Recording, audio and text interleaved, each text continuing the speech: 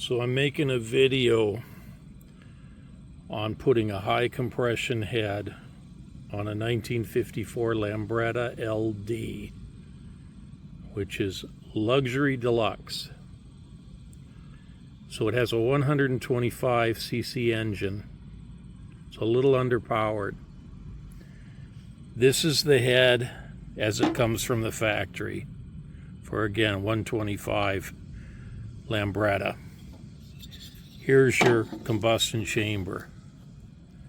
And as you can see, it's pretty spacious in here. Now, one of the ways you can increase power is you buy what's called a vortex head.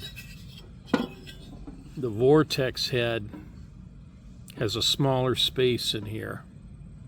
So your compression is going to go up and your power will go up. And what I've been told, it's about 35% more power. The Lambretta LD 125s are really kind of underpowered. Most of the scooters are 150s. So we're going to try to up the power. Now, here's the problem. This head here, you can see, versus this head, you see the difference. This goes into a shroud, and the shroud brings air across it and cools it. But you can see the size difference. So what I'm going to do is I'm going to cut this head down to this diameter. And I've already inscribed it. This is the diameter of the original right here. So on the bottom and also on the top, so that I can see it while I'm cutting. Now, you would say you can weld in some mass in here and build this up and get that compression up by increasing the mass in here, but there's some physics. The gas vapors come in and they need to swirl a little bit, and then they detonate, and then they bring the piston up. So this is what the old racers used to do. They'd fill it in and machine it out, and you sort of have to have this structure in here because, again, the gas comes in, it needs to swirl a little bit in the chamber, and then the explosion, it brings the piston up, and then it ports out. So it needs to breathe and it needs to swirl. So it has to be this kind of configuration in there. Now, again, this is under a shroud, and the cooling goes across. Let me show you. Here's the spark plug here. Here's the spark plug here. Same orientation. You can see the fins are going this way on the stock one, and on this vortex head, the fins are going 90 degrees different way. Well, on the stock one, the air flows across like this, and then there's a fan on the other side of the motor. So what the old racers did is they had the fins go with the airflow, and it increases the cooling. You up the compression, you up the horsepower, but you up the heat. So that's why these fins are at a 90-degree difference to these fins, and it's for airflow going across the fins. So we're going to go ahead and start by cutting this down to this diameter. The reason it's bigger is because these were for open frame Lambrettas. That means they were stripped of all the shroud and the side panels, and it sat in there in the open air. And that's why this part is bigger. You can't get this part, a smaller one like this, like the original with the high compression. So we have to mill it down to fit it under that shroud, and that's what we'll do next.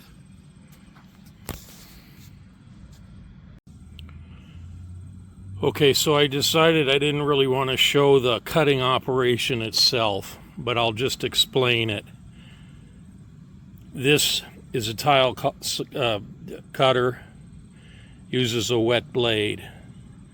So I took the deck off so I get enough clearance, and I put on a aluminum blade, which is specific to cutting aluminum. And you can see from the ground here, obviously I got aluminum all over the place. Here's the piece I cut off, and there's where I cut it off on the side. But basically I'm going around this line here, and I'm going to go all the way around cutting down till I get this head again to the diameter of the original, so that I can get under that cooling shroud, which I'll show you later in the video. But that's how I cut this. I don't have a machine shop. I do have a cutout switch that I'm using, that I use for safety reasons, and I do have protection on and all that. And it's a slow cut. It just take your time. And yes, I'm using a pusher block to go ahead and get in there and push that through. But how you cut it is up to you. But there are different ways to do it. Some you can use a grinding wheel. You use beeswax on the wheel to capture the aluminum so it doesn't gum up your wheel. But this is how I'm doing it. So, little idea, but I'm not going to take responsibility for anybody messing anything up. So I'm not going to show you the actual cut, but that's an idea for you. Mini table saw. Okay, so here's the end result. You can see a lot of leavings on the ground there. But basically, here's the head that I'm going to be using, the high compression. It ain't perfect, but it's going to be hidden anyway under a shroud. I suppose I could clean it a little more, round it out a little bit more. And here's the original head that it had to match. So pretty close, pretty close. And also just the profile, you want to make sure is the same. So they're about the same height. And that's something to consider. And in this case, it's not a big problem. They'll both fit in there just fine, or the new one will fit in there just fine. It's the same profile as far as height. I'll clean it up a little more, but you get the basic idea.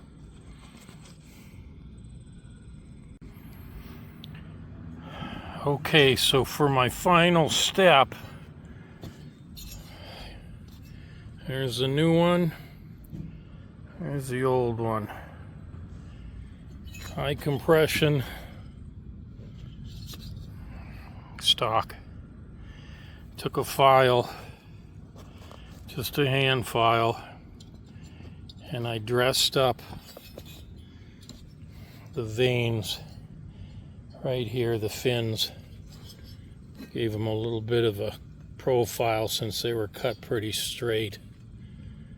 It's not a perfect job, but it shows handiwork, and it's going to be part of the history of the scooter. And I'll leave the original part with the scooter. But anyway, you get an idea what it's going to turn out as. If you look on the bottom, this is the mating surface here. So this here sits in the air. This is what seals the cylinder. And then of course you got your 4 bolt holes for your cylinder head. And then there is a aluminum gasket that goes in here, and that'll help seal it. So this is not mating surface. This sits above the jug by about 1 millimeter. So I'm not too worried about how perfect or unperfect it is.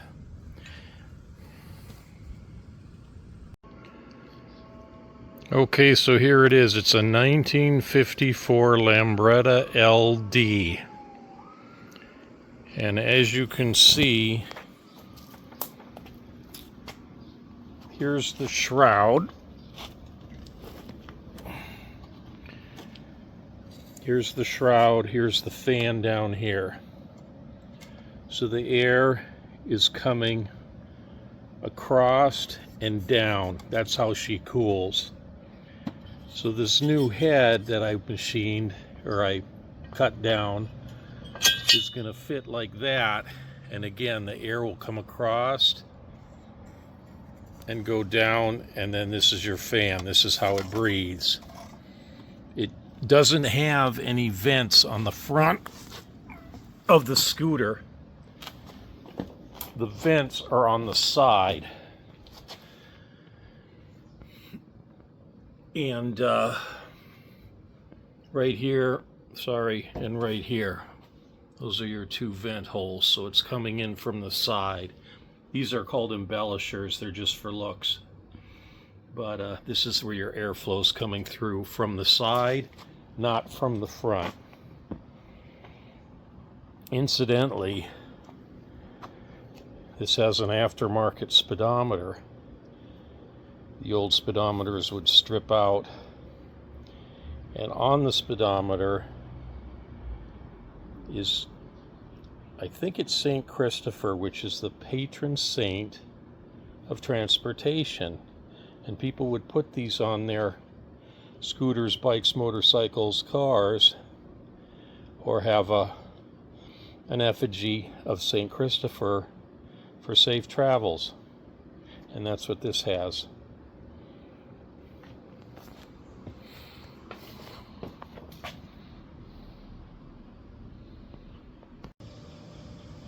Okay, so here's your piston. Every time you put a new head seal in, you got to put a seal on the base. There's a new seal for the base. Now, incidentally, when I bought this scooter, it only had one ring. The scooter was owned by a couple kids, and the piston was seized up. So they took one of the rings out and just left it out. And so I had to get a new piston. It was kind of gouged up. Put the second ring in there. Also, I put in a sight glass so you can see the kind of gas flowing or not. You got your choke. Here's a tickler. And the tickler, you push her down and she'll flood the carburetor bowl with gas. That's how you can start her. It's kind of like a choke in a way. So when you start her, you give her a little tickle, push the gas, push it down, get the gas flow. All right, let me put this head back in.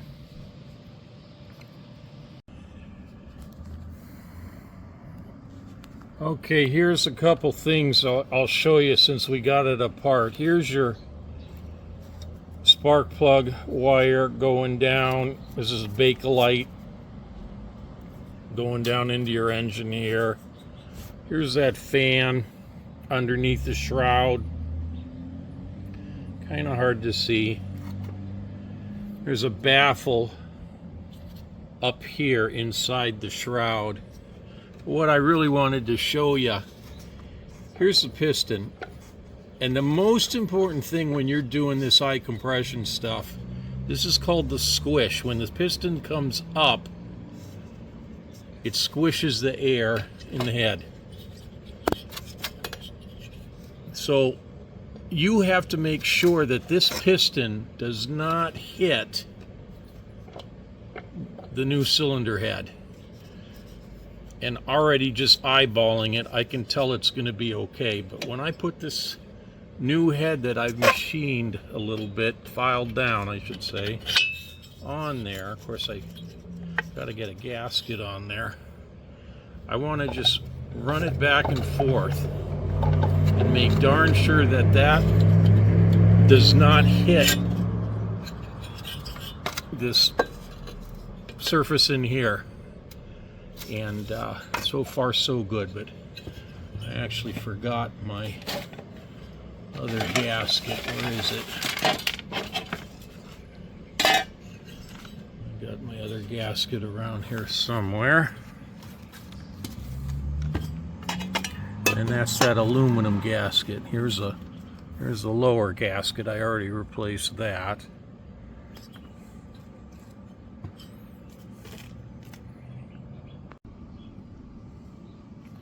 All right, here's the old gasket here. Pretty thin. And here's the new gasket right here.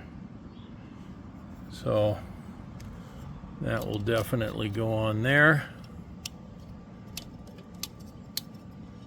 And then the new cylinder head will go on top of that. All right, I got another little tip for you while I'm doing this. It's kind of hard to record and work at the same time. So you got to torque these down, these little head bolts. And I'm using the old calibrated elbow. When I'm doing this, I'm using one finger. I'm tightening that down with one finger. You got to remember that these bolts here are what, 7 inches long? Not to mention they're from the mid-50s, and you will snap them off. So do not try to get all medieval on them, or you will break them off, and that'll really ruin your day. This compression, this gasket will compress in there, and actually over time, I'll just come back in a few months and I'll go back and tighten it up. It'll compress with time, so will the bottom one slightly. So you really just don't have to get all tight on them. Again, here's the old one. It's slightly thinner. It's been in there for several years, but the point being, when I do this, I sort of force myself not to use all my strength. I just use one finger, because I know if those snap, that's really going to be a bad day. That one's good. And you always tighten them up in a cross pattern. These are all ready to roll. Okay. And of course, as you can see, once again, for the last time, here's your airflow coming across here, going down the shroud, and here's your fan right here. So that's how she's going to cool. Not from the front, but from the side. All right, let's put her all back together. All right, I got one more pro tip for you. When I'm assembling something, here's a single bolt. There's 1, 2, there's one under here, 3 on the shroud. If it's a single bolt, I make sure everything's with it. Here's one. As it was kind of on the machine. In other words, I'll sort of place things around the way they appear on the engine. My point is, I know this bolt is for the shroud here. It's a single bolt. Now, here's another bolt, but when I take it off, here's a bolt hole for the shroud, bolt hole for the shroud. When I take it off, I make sure to put it all together in one little piece, and I kind of orientate it where it's going to go. Here's the shroud, here's the bolt, so that when I'm putting it together, I don't have single bolts all laying all over the place, and then I might put one in the wrong hole, or this one or that one. So in disassembly, you kind of keep things together as they're supposed to be. You don't necessarily just toss them in a pile. You reassemble them, take a couple extra seconds. Otherwise, I've seen guys, they'll spend an hour going, well, this bolt doesn't fit in there. Well, it's not for there. It's for this one up here. And there's the rest of it. So just a little tip, kind of years of experience, I guess. Here's the fan cover. These, over the years, again, young kids owning this scooter in the 50s and 60s, they used wood screws. So I made sure I kept the wood screws around. All right. Okay, so this is Bella. This is actually her scooter. We used to ride. She's a little old now, but she used to press the brake. She wanted me to point out a couple things. Okay, I wanted to just do a couple more things. When you increase the compression, sometimes it affects the way the engine reacts. So I already did a test drive, and there are 2 screws here. This one here is the throttle stop. And I'm just going to turn this about a quarter turn, and that'll increase my throttle a little bit because it was kind of bogging down. It changes the characteristic of the engine sometimes when you do a compression increase. So I'm turning my throttle up. That's a throttle stop screw. This screw back here is the most important for what I've done. And I'm going to turn this one out, about a quarter turn. This is your fuel mixture screw. And this screw richens up the gas mixture. When you raise the compression, you might have some issues with detonation. It sounds like marbles are kind of rattling around in your engine. Sounds like little pings or metallic sounds. And so I didn't hear that when I drove it, and I really did get it warm. But to have the engine run a little bit cooler, sometimes it's a good idea to just increase to enrichen your gas-air mixture, and that's what I just did with this.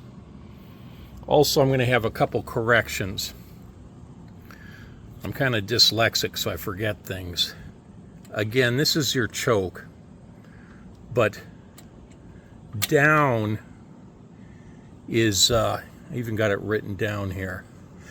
Down is on and up is off. Down is on, up is off. I had it the other way in the other part of the video. Again, this is gas off, gas on, and then that's reserve, R for reserve. We're going to just leave her on. The last thing is there are additional cooling vents on the front of the cowling right here. But I kind of consider that the side of the cowling. So cooling vent there, cooling vent there. And if you go to the front of the scooter, there you go, cooling vent there. So I was wrong, there are some vents, but I kind of consider them on the side of the scooter, not on the front, because the air does still breathe through the side. All right.